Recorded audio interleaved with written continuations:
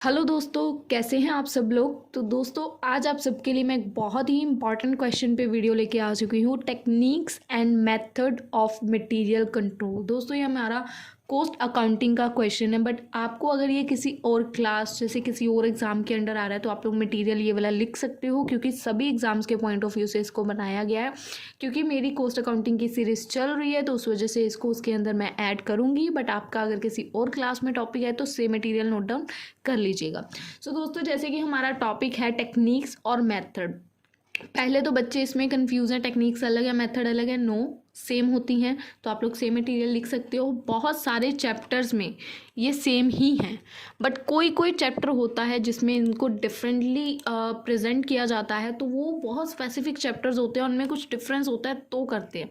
तो ये मत समझो कि हर किसी चैप्टर में ही डिफरेंट है, नो। ठीक है, अब सबसे पहले हमें इसका सिंपल बताया गया है कि मटेरियल कंट्रोल, क्योंकि हम लोग उसी के बारे में डिस्कस करेंगे कि उसके मेथड क्या है या टेक्निक क्या है, तो हमें मटेरियल कंट्रोल क्या होता है वो पता होना चाहिए। तो मटेरियल कंट्रोल का बेसिक मेन एम क्या होता है। Material control aims at eliminating and minimising all kind of waste. Material control का मेन एम क्या होता है, जो भी हमारा वेस्ट हो रहा है या जो भी हमें लॉसेस हो रहे हैं उसको कम करना या उसको मिनिमाइज करना। किसी भी तरह का लॉस या किसी भी तरह की वेस्टेज हो रही है उसको कम करना। ठीक है, while the material are being purchase, या स्टोर किया जा रहा है या उसको हैंडल किया जा रहा है, उसको इशू किया जा रहा है या उसको कंज्यूम किया जा रहा है। किसी भी तरह का मटेरियल हो रहा है, चाहे परचेज है, स्टोर है, किसी भी तरह से किसी भी प्रोडक्ट की वेस्टेज नहीं होनी चाहिए। तो इस चीज़ का ध्यान कौन रखता है, हमारा मटेरियल कंट्रोल।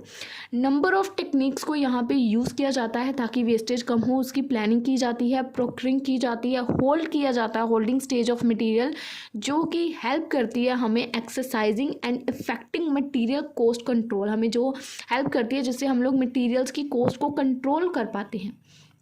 कुछ मेन टेक्निक्स हैं यहाँ पे मटेरियल कंट्रोल की। Following are the main techniques of material control. सबसे फर्स्ट आती है एबीसी एनालिसिस। बहुत इजी टेक्निक है एबीसी। एबीसी का कंसेप्ट समझो। ए हो गया सबसे इम्पॉर्टेंट मटेरियल जो है उसको ए कैटेगरी में डाल दिया, जो ठीक ठाक कैटेगरी वाला है उसको बी में डाल दिया, और जिसको सबसे कम कंट्रोल की ज़रूरत है उसको सी कैटेगरी में डाल दिया। ठीक है, इसका बेसिक कंसेप्ट क्लियर है आपको। हेडिंग का एबीसी एनालिसिस, इसको 3 पार्ट्स में डिवाइड किया गया। ए फॉर बेस्टेस्ट, जिसको कंट्रोल की सबसे ज़्यादा, जो मैं मतलब आपको ईजी लैंग्वेज में समझाती हूँ। एक क्लास में स्टूडेंट्स हैं, अब एक ए कैटेगरी के स्टूडेंट्स हैं, कुछ बी कैटेगरी के हैं और कुछ सी के हैं। ए कैटेगरी में कौन से स्टूडेंट्स आएंगे, जिनके ऊपर सबसे ज़्यादा ध्यान देने की ज़रूरत है, यानी कि क्लास के सबसे वीक स्टूडेंट्स। बी कैटेगरी में जो ना कह सकते हैं होशियार बच्चों में आते हैं, जो ना नालायक बच्चों में आते हैं, मीडियम। ठीक है, वो आ गए बी कैटेगरी में। और सी कैटेगरी में जो पूरे क्लास में इंटेलिजेंट है, टॉपर है, जिसके ऊपर अगर हम ध्यान नहीं भी देंगे तो चल जाएगा। तो 3 कैटेगरीज में इस पॉइंट को ऐसे ही डिवाइड किया गया है कंपनी के बेसिस पे। तो the concept of ABC analysis was coined by, एक जो कंसेप्ट है किसके द्वारा आया गया था, by Pareto and Indian philosopher in the 19th century में आया था। ये एक वैल्यू बेस्ड सिस्टम है मटेरियल कंट्रोल में। इसके अंदर हम लोग इसकी वैल्यू को देखते हैं कि किस चीज़ में इसकी वैल्यू बन रही है। इन दिस टेक्निक अगर हम लोग देखा जाए तो मटेरियल्स को एनालाइज किया जाता है उनकी वैल्यू के अकॉर्डिंग, उनकी कितनी कॉस्ट है, एंड मोर वैल्यूएबल जो मटेरियल्स हैं गिवन, जो मतलब जो ज़्यादा वैल्यूएबल मटेरियल्स हैं उनको ज़्यादा अटेंशन और ज़्यादा केयर दी जाती है। देखो लिखा हुआ है more valuable materials are given greater attention and care, तो उनको ज़्यादा अटेंशन और ज़्यादा केयर दी जाती है जो कॉस्टली प्रोडक्ट्स है। All items of materials are classify, उनको क्लासीफाई किया जाता है अकॉर्डिंग टू देयर वैल्यू। जैसे जिसकी वैल्यू सबसे ज़्यादा हाई है उसको ए कैटेगरी में, जिसकी मीडियम है उसको बी में, जिसकी लो वैल्यू है उसको सी में, अकॉर्डिंग टू वैल्यूज़। तो यहाँ पे वैल्यूज़ के अकॉर्डिंग उसको क्लासीफाई किया गया, तो हम लोग उसको ए बी सी में डिवाइड कर देंगे। ए बी सी टेक्निक हमें क्या एक और नाम से बुलाया जाता है। ए बी सी टेक्निक को always better control method, ABC technique का बेस्ट वे होता है ये। इसके थ्रू हम लोग बेटर, किसी भी चीज़ को बेटर कंट्रोल कर पाते हैं अगर हम लोग उसको 3 पार्ट्स में डिवाइड कर देते हैं। जैसे कि हमारी यहाँ पे देखिए ए आइटम्स हैं, these are high value items, जिनकी सबसे ज़्यादा वैल्यू है, सबसे ज़्यादा सेल होती हैं जो आइटम्स हाई वैल्यू, विच में consist of only a small percent of total items handle, जिनको स्मॉल परसेंट जो हैंडलिंग है उसको सबसे कम चाहिए होती है हाई वैल्यू वाले की। On account of their high cost these material should be under the tightest control, क्योंकि इनकी कॉस्ट हाई है। जैसे अगर हम लोग यहाँ पे एग्जांपल ले सकते हैं, जैसे ज्वेलरी वगैरह का अगर कोई काम है, इनकी कॉस्ट हाई है तो इनको टाइटेस्ट कंट्रोल की ज़रूरत है। ये तो नहीं है कि हम अनजान बंदे के सिर पे इसका काम छोड़ देंगे, नो। जो एक्सपीरियंस्ड पर्सन है, जो भरोसे वाला इंसान है, उसी को इसकी रिस्पॉन्सिबिलिटी देंगे। तो इसके अंदर इसकी tightest control and the responsibility of the most experience personnel उसी को दी जाती है, क्योंकि ये हाई कॉस्ट वाली आइटम्स है। ए आइटम्स हो गई हाईएस्ट कॉस्ट वाली, बी वाली आ गई medium, these are medium value materials which should be under the normal control. इसके अंदर टाइट कंट्रोल करते हैं उस चीज़ को, क्योंकि हाई कॉस्ट है, कंट्रोल टाइट चाहिए। अगर एक भी छूट या एक भी थोड़ी सी भी ढील दी गई ना तो नुकसान बड़ा होगा, क्योंकि बड़ी कंट्रोल अमाउंट वाला है। ये मीडियम वैल्यू है, इसके अंदर नॉर्मल कंट्रोल किया जाता है, प्रोसीजर को नॉर्मली कंट्रोल किया जाता है, कोई स्पेसिफिक पर्सनस नहीं हायर किए जाते। सी आइटम्स है, they are low value materials which may represent a very large number of items. ये लो वैल्यू मटीरियल है बट इसके अंदर रिप्रेजेंट करते हैं very large number of items. Value कम है, जैसे टॉफीज, ठीक है, अमाउंट कम है पर जाती ज़्यादा है, आइटम्स ज़्यादा होती है। तो दीज मटेरियल्स जो हमारे ऐसे मटेरियल्स हैं, these materials should be under the simple and economic method of control. इसके लिए कोई स्पेसिफिक मेथड्स वगैरह, नॉर्मल प्रोसीजर वगैरह कुछ नहीं होता, क्योंकि ये सबसे डाउन वैल्यू वाले हैं। सो आई होप आपको ये 3 चीज़ पॉइंट्स क्लियर हैं। ABC टेक्निक के अंदर जो यूज़ होते हैं, the point of classifying stock into A, B and C categories to ensure that material management जो है वो फोकस किसके ऊपर सबसे ज़्यादा करेगी, A item, where tightest control should be installed, जहाँ पे सबसे ज़्यादा टाइटेस्ट कंट्रोल की ज़रूरत होती है। B आइटम्स को लेस अटेंशन दी जाती है और C को लीस्ट, यानी कि सबसे कम, ठीक है। B को लेस और C को लीस्ट, यानी कि सबसे कम। The ABC technique is a selective control which aims at concentrating efforts on those materials where attention is needed most. ABC control जो हमारी टेक्निक है, इसके अंदर हम लोग सिलेक्टिव कंट्रोल करते हैं, यानी कि उन्हीं चीज़ों पे कंट्रोल देते हैं जिनको सबसे ज़्यादा अटेंशन की ज़रूरत होती है, जिनके ऊपर ज़रूरत है। अब एक जगह पे मेरे पास यहाँ पे हीरे पड़े हैं और एक जगह पे मेरे पास वहाँ पे कुछ कह सकते हैं कोई भी चीज़ पड़ी है एक्स्ट्रा, कोई भी ग्रोसरी का सामान पड़ा है, तो मुझे टाइटेस्ट सिक्योरिटी किसके ऊपर देनी पड़ेगी, वो छोटी सी चीज़ के ऊपर जो ग्रोसरी की है या जो मेरे पास डायमंड्स पड़े हैं। तो ऑब्वियसली डायमंड्स के ऊपर सबसे ज़्यादा अटेंशन की ज़रूरत है कि भाई कहीं वो गायब ना हो जाए, कहीं वो चोरी ना हो जाए, कहीं मुझे उसमें नुकसान ना हो जाए। तो same as it is ABC technique भी हमारी काम करती है। This is so because it is unwise to give equal attention. अब हम लोग ये तो नहीं कह सकते कि 5 रुपये वाली आइटम को भी मैं उतनी अटेंशन दूँ और 50,000 वाली आइटम को भी उतनी अटेंशन दूँ, तो ये पॉसिबल भी नहीं है, ठीक है। तो जो आइटम्स कम रेट वाली हैं उन पे अटेंशन ज़्यादा की ज़रूरत नहीं होती है, क्योंकि वो वाला नुकसान भी हम लोग बेयर कर सकते हैं, पर बिग लॉस हम लोग अफोर्ड नहीं कर सकते।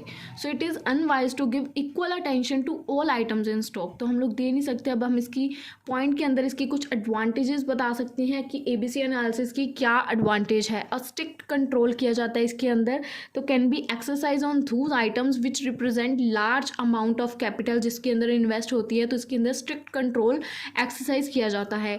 सेकंड पॉइंट क्या है, इन्वेस्टमेंट इन इन्वेंट्री। इसके अंदर अगर हम लोग स्टॉक्स में इन्वेस्ट करते हैं तो रेगुलेटेड एंड फंड्स कैन भी जो हैं वो हमारे यूटिलाइज होते हैं बेस्ट पॉसिबल वे में। तो इसके अंदर हम लोगों की इन्वेस्टमेंट जो है वो बेस्ट हो जाती है। स्टोरेज कॉस्ट जो है वो भी लेस आती है। Storage cost also will be less as only the require quantity of material, जितना रिक्वायर ज़रूरी होता है उतना ही यहाँ पे परचेज किया जाता है, एक्स्ट्रा मटीरियल को यहाँ पे बाय नहीं करते हैं। और quick purchase of material can be ensure by concentrating and fewer items, क्योंकि हमने अब जो C आइटम्स हैं और B आइटम्स हैं उनको अलग कर दिया, हमने सिर्फ A पे अपना कंसंट्रेशन रखा, तो हमें आइटम्स कम है, अब हमारी फ्यूअर आइटम्स है, तो हमें एग्जैक्ट पता चल जाएगा कि हमें कब मटेरियल को परचेज करना है, कब सेल करना है, कितना आइटम्स को स्टोर करना है और कितनी हमें देख के रखनी है, आइटम्स अपने पास होल्ड करके रखनी है। तो हमें ये एडवांटेज आ जाएंगी कुछ। अब सेकेंड पॉइंट आता है इसी के मेथड्स का। सबसे पहला मेथड आई होप आपको क्लियर है, ABC टेक्निक, ठीक है। सेकंड आता है इसका जो हमारा मेथड है उसके बाद दोस्तों नेक्स्ट पॉइंट देखिए, determination of stock level in order to guard against under stocking और ओवर स्टॉकिंग। कई बार हम लोग अंडर कम स्टॉक्स रखते हैं और कई बार हम लोग ज़्यादा स्टॉक्स रख लेते हैं। तो मोस्ट ऑफ द कंपनीज ना इस साइंटिफिक अप्रोच को अडॉप्ट करती हैं, जिसमें वो लोग फिक्स कर देती हैं स्टॉक लेवल्स को। ठीक है, तो इस पॉइंट के अंदर हम लोग वही करेंगे। ये मेथड है जिसके अंदर हम लोग स्टॉक लेवल्स को डिटरमाइन करेंगे मटेरियल कंट्रोल के अंदर। मटेरियल कंट्रोल का सेकंड मेथड डिटरमाइन करना है हमने स्टॉक लेवल्स को, जिसके अंदर ना ही हम लोग अंडर स्टॉकिंग को अफोर्ड कर सकते हैं, ना ही ओवर स्टॉकिंग को। तो इस मेथड को यहाँ पे अडॉप्ट करेंगे, फिक्सिंग स्टॉक लेवल, जिसके अंदर हमारे लेवल्स आते हैं maximum level, minimum level, reorder level और डेंजर लेवल। तो इन चारों के बारे में यहाँ पे मैं आपको समझाऊंगी, बहुत इजी है। सबसे पहले आता है हमारा मैक्सिमम स्टॉक लेवल। तो मैक्सिमम स्टॉक लेवल क्या है? It represent the maximum quantity of an item of material which can be held in stock at any time. तो ये क्या रिप्रेजेंट करता है? जो हमारी मैक्सिमम क्वांटिटी है आइटम्स की, ठीक है, जो हमें स्टॉक्स में ज़रूरी है, जितनी चाहिए। तो स्टॉक अगर हम लोग इस मेथड को अप्लाई करेंगे तो जो हमारा स्टॉक है वो हमें जितनी क्वांटिटी की ज़रूरत है उससे ज़्यादा नहीं आएगा। ठीक है, क्वांटिटी फिक्स हो जाएगी अगर हम लोग इस मेथड को अप्लाई करेंगे। इसका एक फॉर्मूला है जो आपको बताती हूँ। The quantity is fix so that there may be no over stocking. यहाँ पे क्वांटिटी फिक्स हो गई जिसकी वजह से कोई ओवर स्टॉकिंग नहीं होगी। इसका फॉर्मूला क्या है? मैक्सिमम जो स्टॉक लेवल है उसको निकालने के लिए फॉर्मूला क्या है? जो हमारा रीऑर्डर का लेवल है प्लस हमारी जो रीऑर्डर की क्वांटिटी है उसमें से हमने माइनस करना है हमारी minimum consumption multiply minimum reorder period. ये चार चीज़ें हैं जो हमारी हेल्प करेंगी मैक्सिमम स्टॉक लेवल को निकालने में, जो हमारा मैक्सिमम लेवल है। ठीक है, इनको मिक्सअप करके ही बना है वो। ठीक है, हमें हमारी रीऑर्डर का लेवल गिवन होगा, रीऑर्डर की क्वांटिटी गिवन होगी, मिनिमम कंजप्शन क्वेश्चन में गिवन होती है। एक्चुअल में अगर मैं आपको बताऊं तो प्रैक्टिकल क्वेश्चंस के फॉर्मूलाज हैं। अगर आप लोगों ने इस चैप्टर के प्रैक्टिकल्स कर रखे हैं ना तो आपको ये फॉर्मूलाज ईजी लगेंगे। ठीक है, तो हम लोग इसकी फॉर्मूला की हेल्प से मैक्सिमम स्टॉक लेवल को फाइंड आउट कर सकते हैं।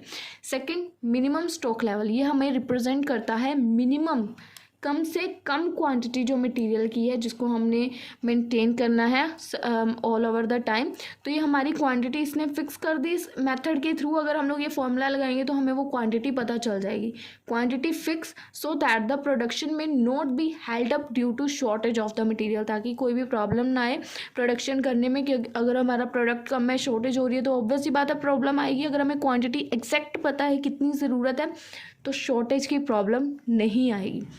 तो हमें एग्जैक्ट क्वांटिटी कैसे पता चलेगी? With the help of this formula. Minimum stock level का क्या फॉर्मूला है? रीऑर्डर का लेवल माइनस हमारी जो भी नॉर्मल कंजप्शन है multiply by normal reorder period. तो ये फॉर्मूलाज हैं, आप लोग इसको नोट डाउन कर सकते हैं। और अगर आपको ये फॉर्मूला टफ लग रही है तो मैंने मेरी प्रैक्टिकल क्वेश्चंस के ऊपर वीडियो होगी इसी चैप्टर के ऊपर, तो उसके अंदर मैंने आपको फॉर्मूलाज को एक दूसरे के साथ लिंक करके समझा रखा है। ठीक है, तो आप लोग उसकी हेल्प से भी फॉर्मूलाज को कर सकते हो। और हो सकता है वो वाले फॉर्मूलाज और ये वाले फॉर्मूलाज मैच ना करें, थोड़े से इधर उधर हो, क्योंकि फॉर्मूलाज 2-3 तरह के हैं। अगर आप लोग अपनी बुक्स में देखोगे कुछ और होंगे, आपकी टीचर आपको कुछ और बताएगी और कुछ क्वेश्चंस को सॉल्व करने के लिए कुछ और लगेगा। तो आप लोग कोई भी एक पिक कर सकते हो, ज़रूरी नहीं है यही वाले लिखोगे या जो प्रैक्टिकल वाले हैं। कुछ अगर आपकी मैम ने आपको डिफरेंट बताया तो आप लोग वो भी लिख सकते हो। ठीक है, तो फॉर्मूलाज डिफरेंट है अकॉर्डिंग टू बुक्स के ऑथर, क्योंकि हर बुक के ऑथर ने अपने पॉइंट ऑफ व्यू से उसको बताया। ठीक है, उसके बाद थर्ड है हमारा रीऑर्डर का लेवल या ordering level. It is a point at which if stocks of a particular material in store approaches the storekeeper should initiate the purchase। वो initiate करेगा परचेज को, requisite for fresh supplies of that material, कि उसको fresh supplies चाहिए। ठीक है, हमने reorder करना है। रीऑर्डर का लेवल की कितना रीऑर्डर करना है, कितनी क्वांटिटी को रीऑर्डर करना है, कम से कम कितनी और ज़्यादा से ज़्यादा कितनी। तो दिस लेवल इज़ फिक्स्ड। तो इस लेवल को भी यहाँ पे फिक्स किया गया है समवेयर। अगर हमें जैसे हमारे पास पूरा स्टॉक कम से कम भी पड़ा है और कोई शॉर्टेज नहीं है, कोई ओवर स्टॉकिंग नहीं है, फिर भी अगर कोई एट ए टाइम कुछ भी ऑर्डर वगैरह आ जाता है, तो अगर हमने रीऑर्डर करना है कुछ मटेरियल को तो कितना करना है, तो ये भी लेवल फिक्स किया जाता है somewhere between the maximum and minimum level. Maximum और मिनिमम के बीच में कहीं इस लेवल को जो है फिक्स किया जाता है, ठीक है, जिससे हमें पता चल जाता है कि हमारी रीऑर्डर अगर हमने करना है तो कितना मिनिमम कर सकते हैं और कितना मैक्सिमम कर सकते हैं। तो इसका भी फॉर्मूला है रीऑर्डर का, मैक्सिमम कंजप्शन कितनी multiply by maximum reorder period. तो आप लोग इसको मल्टीप्लाई करके इसको भी निकाल सकते हो। अब लास्ट पॉइंट इसके अंदर आता है हमारा डेंजर लेवल, जिसके किसी को भी परमिशन नहीं है। This means at level at which जो हमने नॉर्मल इशू किया था ना मटेरियल, वो स्टॉप कर दिया गया है। And issue are made only under specific instructions. यहाँ पे मटेरियल कब इशू किया जाएगा, जब कोई स्पेसिफिक इंस्ट्रक्शंस दी जाएंगी। The purchase officer will make special arrangements to get the material which reach at their danger level so that the production may not stop. अब देखो उसका मटेरियल डेंजर लेवल पे पहुंच गया, तो यहाँ पे कोई भी स्पेसिफिक इंस्ट्रक्शंस के बिना कोई भी मटेरियल इशू नहीं किया जाएगा, ठीक है। अब उसको शॉर्टेज ऑफ मटेरियल को बचाना है, क्योंकि डेंजर लेवल है। जैसे अगर फैक्ट्री में काम कर रहे हैं, प्रोडक्ट मटेरियल भी पड़ा है, काम भी चल रहा है, फायर लग गई, डेंजर लेवल है, प्रॉब्लम आ गई, शॉर्टेज भी हो जाएगी मटेरियल की और काम भी ख़राब हो जाएगा। तो इसके लिए जो भी है ना, वो स्पेसिफिक इंस्ट्रक्शंस के बिना कुछ भी नहीं होगा। इसके लिए फॉर्मूला है डेंजर लेवल का, जो भी हमारी नॉर्मल कंजप्शन है into maximum reorder period under emergency condition. अगर ये हमें क्वेश्चन में गिवन होगा, साथ में लिखा होगा एमरजेंसी कंडीशन के लिए, तो उस मैक्सिमम रीऑर्डर के पीरियड को यहाँ पे यूज़ करना है। तो इसकी हमसे हेल्प से हम लोग डेंजर लेवल के अंदर हम लोग कितनी क्वांटिटी वगैरह यूज़ करेंगे वो हमें निकल आएगी, ठीक है। उसके बाद लास्ट है, ये उसके ऊपर ऐड नहीं था ऊपर वाले में, बट हम लोग इसको लिखेंगे एवरेज स्टॉक लेवल को निकालने के लिए, क्योंकि ना इन क्वेश्चंस में आपको एवरेज स्टॉक लेवल की ज़रूरत पड़ेगी, ठीक है। फॉर्मूलाज, क्योंकि मैंने बताया कि यहाँ पे कुछ हैं, आपकी बुक्स में कुछ और होंगे, आपके टीचर आपको कुछ और बताएगी, तो आपको एवरेज स्टॉक लेवल कहीं ना कहीं मिलेगा। तो आपको पता होना चाहिए कि आपको इसको कैसे निकालना है। आपका जो मिनिमम स्टॉक लेवल है उसको प्लस कर देना आपने मैक्सिमम स्टॉक लेवल के साथ, और उसको डिवाइड कर देना है 2 के साथ, तो आपका एवरेज स्टॉक लेवल निकल आएगा, ठीक है। तो ये आप लोग आई थिंक नॉर्मल कंजप्शन में भी इसी को लगाओगे, तो आपको क्वेश्चंस करोगे प्रैक्टिकल तो आइडिया लग जाएगा इसके अंदर क्या यूज़ करना है। तो ये था हमारा second method of material control, determination of stock level, जिसमें हमने स्टॉक को डिटरमाइन करना है, उसका एक कह सकते हैं कि मेथड सेट कर देना है, एक फिक्स स्टॉक लेवल को सेट कर देना है कि मैक्सिमम लेवल में कितनी क्वांटिटी जाएगी, मिनिमम में कितनी होगी, रीऑर्डर में कितनी होगी और डेंजर में कितनी होगी। तो यहाँ पे इन्होंने इस अप्रोच को फिक्स कर दिया कि इससे ज़्यादा और इससे कम क्वान्टिटी आप लोग नहीं ले सकते, ठीक है। सो आई होप आपको सेकेंड पॉइंट अच्छे से क्लियर है इसके मेथड्स का। थर्ड आता है हमारा इकोनॉमिक ऑर्डर क्वांटिटी, EOQ। दोस्तों जब हम लोग इस चैप्टर के प्रैक्टिकल्स को सॉल्व करते हैं तो उसमें भी हमें ये पॉइंट देखने को मिलता है, और जिन्होंने प्रैक्टिकल्स कर रखे हैं उनके लिए थोड़ा इजी रहेगा। तो देखिए, economic order quantity is also termed as reorder quantity, तो हम लोग इसको रीऑर्डर क्वांटिटी भी बोलते हैं।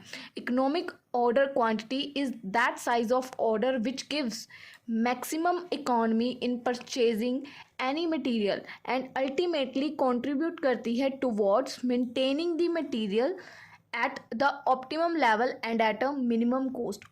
मतलब मटेरियल को हाई लेवल पे मेंटेन करके कम कॉस्ट चार्ज करती है इकोनॉमिक ऑर्डर क्वांटिटी, ठीक है। मैक्सिमम इकोनॉमी की परचेजिंग को हैंडल करती है ये। तो जो टोटल कॉस्ट ऑफ मटेरियल है यूजुअली कैसे आती है, total acquisition cost plus total ordering cost करके और प्लस टोटल कैरिंग कॉस्ट करके। अब इन तीनों के बारे में आपको बता देती हूँ कि ये तीनों क्या है। सबसे पहले ऑर्डरिंग कॉस्ट, अगर हमने कोई भी ऑर्डर किया तो ऑर्डर करने के लिए क्या क्या लगता है। एक चीज़, जैसे मैंने किसी चीज़ के लिए कोई ऑर्डर डाला, तो मैंने ऑर्डर डाला, वो चीज़ तैयार करेंगे, उसके लिए स्टाफ लगेगा, उसको पैकिंग लगेगी, उसके जो भी डेकोरेशन लगेगी उसके लिए स्टाफ लगेगा, उसकी आगे डिलीवरी लगेगी। तो जो जो चीज़ें एक ऑर्डरिंग के अंदर ज़रूरी होती हैं, तो यहाँ पे वो सारी कॉस्ट यहाँ पे इन्होंने बताई है कि एक ऑर्डर करने के लिए कौन कौन सी कॉस्ट आती हैं। स्टाफ की कॉस्ट आती है, ठीक है, परचेजिंग डिपार्टमेंट, इंस्पेक्शन सेक्शन जो प्रोडक्ट को इंस्पेक्ट करेगा कि जो ऑर्डर आया वही है, पेमेंट डिपार्टमेंट, इनकी कॉस्ट आती है, स्टेशनरी की कॉस्ट आती है, postage, telephone charges.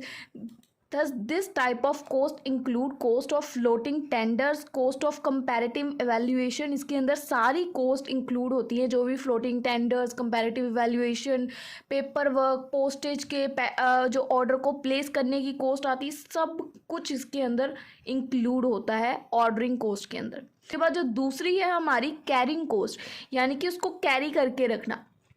It is the cost of holding. अगर कोई हमें कस्टमर बोल देता है कि गुड्स को आपको होल्ड करके रखना है, तैयार पहले से कर लो, हमें एट अ टाइम पे प्रॉब्लम नहीं चाहिए, तो गुड्स को अब होल्ड करके रखना है, जिसके लिए हमें ऑब्वियस सी बात है एक स्पेस की ज़रूरत है जहाँ पे हम लोग अपने मटेरियल को प्रिपेयर करके रखेंगे।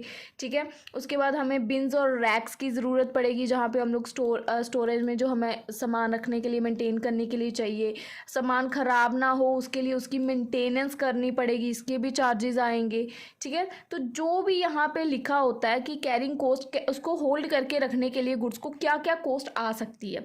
थर्ड है, फोर्थ पॉइंट है, अगर बाय चांस कस्टमर ने हमें ऑर्डर दे दिया कि मुझे ये ऑर्डर चाहिए, आप एडवांस में तैयार कर दो, और बाद में उसने लेने से इनकार कर दिया, तो हमारी मनी लॉकअप हो जाएगी एक तरह से, हमें नहीं मिलेगी। अगर वो ख़राब भी होगी, और हो सकता है एक तरह से हमारी मनी ही लॉक हो जाए।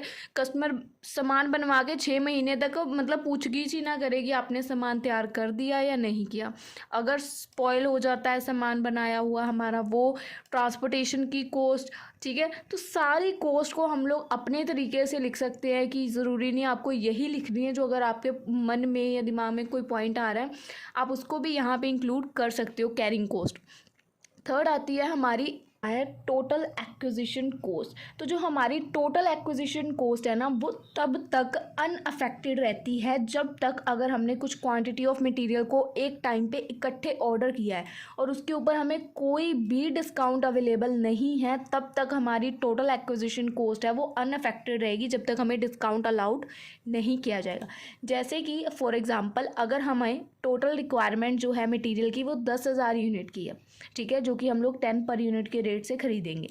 अब हम चाहे 50 ऑर्डर्स करें, 200 यूनिट का एक ऑर्डर होगा, चाहे हम 50 ऑर्डर्स टोटल करें तो 200 इंटू 50 करके देख लेना, 10,000 यूनिट टोटल बनेंगे। 10 रुपीज़ ईच ऑर्डर के हिसाब से अगर खरीदे तब भी 10,000 यूनिट होंगे, और अगर हम 1,000 यूनिट इकट्ठे ऑर्डर करें जिसकी कॉस्ट 10 रुपीज़ होगी, तब भी 10,000 यूनिट्स हमारे पास टोटल आएंगे।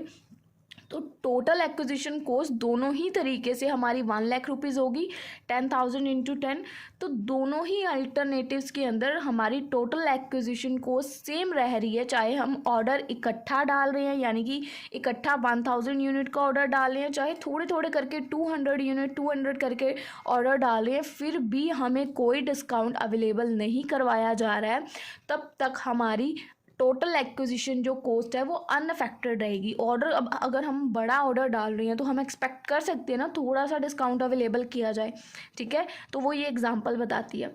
अब जिसमें कोई हमें डिस्काउंट प्रोवाइड ही नहीं किया गया, thus when acquisition cost of material अब सेम है, चाहे हम छोटा ऑर्डर डालें या चाहे बड़ा डालें, तो ऐसी वैल्यूज़ को जब हम लोग कुछ भी दे आर इररेलेवेंट, इनको हम लोग इररेलेवेंट मानते हैं जब भी हम लोग मटेरियल की क्वांटिटी या जो भी हमने ऑर्डर करना है एक टाइम पे उसके बारे में, जैसे कि कुछ होते हैं ना ऑर्डर्स हम लोग बल्क में मंगवाते हैं इस वजह से ताकि हमें उनके ऊपर डिस्काउंट रिसीव हो सके। तो ऐसे ऑर्डर्स को जिनके ऊपर चाहे हम थोड़ा मटेरियल मंगवाएं तब भी उतना ही प्राइस लगेगा, ज़्यादा मंगवाएं तब भी उतना ही लगेगा, ऐसे ऑर्डर्स को जब हम लोग जो हम लोग यहाँ पे डिसाइड करते हैं कि हमें एक टाइम पे कौन से ऑर्डर्स डालने हैं, एक टाइम पे कौन से ऑर्डर्स करने हैं, तो ऐसे ऑर्डर्स को जिनके अंदर हमें कोई डिस्काउंट नहीं मिलता तो इनको बाहर रखा जाता है, इनको एक्सक्लूड कर दिया जाता है, क्योंकि हमें पता है इसके ऊपर कोई डिस्काउंट तो मिलना नहीं है, इसको जब चाहे तब ऑर्डर कर सकते हैं। ठीक है, इसके अंदर जो ओनली कॉस्ट जिसका ध्यान रखा जाता है हमारी ऑर्डरिंग कॉस्ट, क्योंकि टोटल एक्विजिशन के अंदर हमें ऑर्डरिंग कॉस्ट कम से कम डिस्काउंट लगवाना है और कैरिंग कॉस्ट का खर्चा कम से कम आए। द क्वांटिटी ऑफ मटेरियल जो भी ऑर्डर की जाएगी एट अ वन टाइम, एक टाइम के अंदर, उसको बोलते हैं हम लोग economic ordering quantity. This quantity is fix, तो ये क्वांटिटी हम लोग फिक्स कर देते हैं so in such a manner as to minimize, ताकि हमारी जो कैरिंग कॉस्ट है या ऑर्डर करने की कॉस्ट है वो कम आए। कॉस्ट को कम करने के लिए करते हैं। अब जैसे हमारे यहाँ पे तो कोई कॉस्ट कम ही नहीं हुई अगर हमें डिस्काउंट नहीं मिला, ठीक है, तो वो चीज़ का हमें यहाँ पे एक्सप्लेन अच्छे से करना है ताकि एग्जामिनर को पता चले कि एक्चुअल में हम यहाँ पे बताना क्या चाह रहे हैं। सो आई होप आपको ये तीनों पॉइंट्स क्लियर है। EOQ के इकोनॉमिक ऑर्डर क्वांटिटी के अंदर 3 पॉइंट्स थे हमारी, ऑर्डरिंग कॉस्ट, एक्विजिशन कॉस्ट और हमने एक और की थी कैरिंग कॉस्ट। तो तीनों कॉस्ट आई होप आपको क्लियर है। नेक्स्ट पॉइंट क्या है, perpetual inventory system. Perpetual inventory system आपको मैं अगर अपनी लैंग्वेज में बताऊं, अगर आप लोग बड़े बड़े मॉल्स में जाते हो तो वहाँ पे अगर आप लोग कोई चीज़ बाय करते हो तो काउंटर पे जाके क्या वो उस प्रोडक्ट के ऊपर MRP चेक करते हैं? नो, वो काउंटर पे जाते हैं, उस प्रोडक्ट को लेते हैं, उसका QR होता है, उसको स्कैन करेंगे और उनको बिलिंग तैयार होके बाहर आ जाएगी। तो उसी सिस्टम को बोलते हैं perpetual inventory system. I hope it's clear.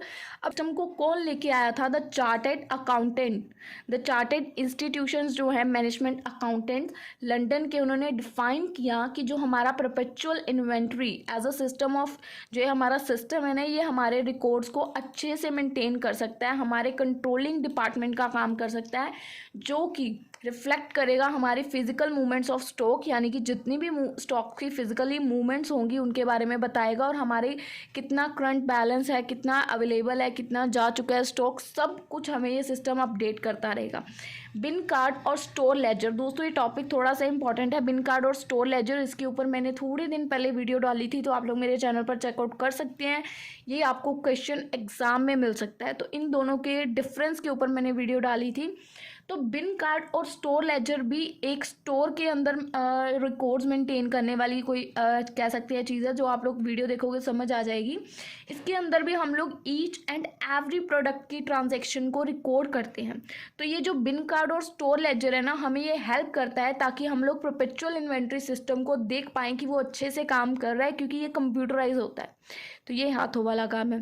तो इनको कंपेयर करके हम लोग देख सकते हैं, help the management in maintaining this system as they make a record of physical movement of stocks on the, जो भी रिसिट हुए हैं, जो भी हमने स्टॉक्स इशू किए हैं, तो इससे जो भी बैलेंस रिफ्लेक्ट होगा स्टोर्स के अंदर, वो हम लोग कंपेयर कर सकते हैं, मेंटेन कर सकते हैं इनके साथ चेकआउट करके। thus it is a system of a certain balance after every receipt or every issue of material through stock records to facilitate regular checking होगी and to avoid closing down the firm for stock taking। तो इसके अंदर हम लोग balance को every receipt के बाद हमें एक न्यू रिकॉर्ड निकल के आएगा। अगर कुछ भी स्टोर से मटेरियल बाहर जा रहा है, कुछ भी स्टोर के अंदर आ रहा है, तो दोनों ही सिचुएशंस में हमारे पास एक न्यू बैलेंस निकल के आ जाएगा। ठीक है, टू इंश्योर द एक्यूरेसी, इसकी एक्यूरेसी को चेक करने के लिए रिकॉर्ड्स की, इसको हम लोग बिन कार्ड और स्टोर लेजर के साथ फिजिकली इसकी वेरिफिकेशन करते हैं।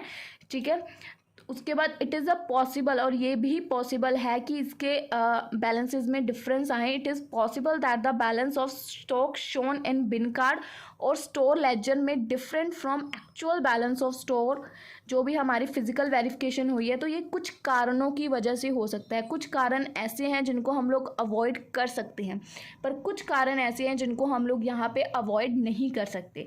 पहले तो कोई अवॉइडेबल कारण जिनको हम अवॉइड कर सकते हैं, क्लैरिकल मिस्टेक्स, छोटी छोटी गलतियाँ, जैसे कि रॉन्ग पोस्टिंग कर देना, किसी एंट्री को हमने पोस्ट ही नहीं किया, रॉन्ग कास्ट कर देना। सच एरर्स, इन एरर्स को हम लोग करेक्ट कर सकते हैं, और इनका जो एक्चुअल बैलेंस है, अगर हम उनको करेक्ट करेंगे तो वो हमारी जो स्टोर लेजर्स या बिन कार्ड्स हैं उनके साथ मैच कर जाएगा। उसके बाद अगर कोई चोरी हो रही है या पिलफरेज हो रही है, तो इन केसेस को भी अवॉइड किया जा सकता है। अगर कोई केयरलेस की गई है मटेरियल को हैंडल करने में, इसको भी अवॉइड किया जा सकता है। और अगर मटेरियल की कोई शॉर्टेज हो गई है या ओवर इशू कर दिए गए हैं, तो इन केसेस को भी अवॉइड किया जा सकता है। ये तो वो मिस्टेक्स हो गई जिनको हम लोग अवॉइड कर सकते हैं, बट दैट, तो दोस्तों देखिए, अब यहाँ पे हमारे कुछ अनअवॉइडेबल कारण हैं जिसको हम लोग अवॉइड नहीं कर सकते। जो हमारा एक्चुअल बैलेंस है वो कम शो हो जाता है ड्यू टू श्रिंकेज, यानी कि सिकुड़न के कारण, बाष्पीकरण के कारण। सेकंड नंबर पे जो हमारा एक्चुअल बैलेंस है वो ज़्यादा शो हो जाता है ड्यू टू, कह सकते हैं अब्जॉर्ब हो रहा है या मॉइस्चर हो रहा है।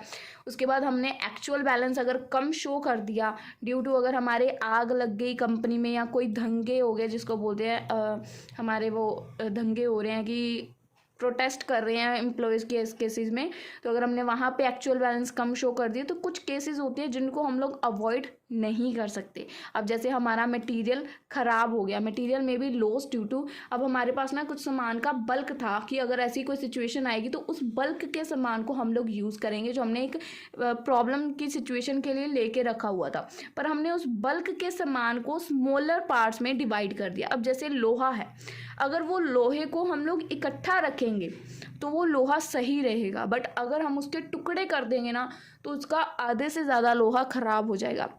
तो वही एग्जांपल दी हुई है, some irons lost due to breaking up, क्योंकि हमने लोहे के छोटे छोटे टुकड़े कर दिए तो उसके कुछ पार्ट्स तो खराब हो जाएंगे लोहे के। ठीक है, उसके बाद periodic annual inventory control system के बारे में यहाँ पे बताया गया हमें। इस सिस्टम के अंदर ही हमारा नेक्स्ट पॉइंट है periodic annual inventory control system. आप लोग इसको उसके साथ मत समझिएगा। अब इस सिस्टम के अंदर क्या होता है, जब भी हमने स्टॉक्स को टेक ओवर करना है, टेक करना है, तो इसको हम लोग अकाउंटिंग ईयर के एंड में टेक ओवर कर सकते हैं एज द स्टॉक टेकिंग। इसके अंदर स्टॉक को लेने से पहले हम लोग उसको वेरीफाई करेंगे, फिजिकली क्वांटिटीज़ देखेंगे कि स्टोर्स के पास कितनी है। सम फर्म्स टेम्परेली इस चीज़ को सस्पेंड कर देती हैं ऑपरेशंस को जब उनका काम चल रहा होता है। क्यों कर देती हैं? क्योंकि ये बहुत कम चांसेस होते हैं, मतलब रेयरली पॉसिबल होता है कि जब हमारी कंपनी में प्रोडक्शन चल रही है तब हम लोग स्टॉक्स को टेक कर सकें, स्टॉक्स को ले सकें। Thus the annual stock taking should be organise. तो इसी वजह से इसको एनुअली जो हमने स्टॉक्स को टेक करना है उसको एडवांस में ऑर्गेनाइज किया जाता है और अपनी प्रोडक्शन को कम यानी कि होल्ड अप किया जाता है, मिनिमाइज प्रोडक्शन को होल्ड अप किया जाता है। इसके लिए फॉलोइंग पॉइंट्स है, following points are to be consider. While conducting periodic stock verification, periods के अकॉर्डिंग स्टॉक की वेरीफाई की जाती है। पर्सन को यहाँ पे एक अपॉइंट किया जाता है ताकि वो पूरे ऑपरेशंस को कंट्रोल कर सके। जब भी स्टॉक्स की वेरिफिकेशन चल रही होती है, store room should not be open for issue and receipt. जब भी इनकी वेरिफिकेशन चल रही होती है तो स्टोर रूम्स को ओपन नहीं किया जाता कोई भी नई चीज़ इश्यू करने के लिए, कुछ भी रिसीव करने के लिए। जितने भी डैमेजेस हुए हैं, डिटोरेशन हुए हैं और used items must be recorded separately, इनको अलग से रिकॉर्ड किया जाता है।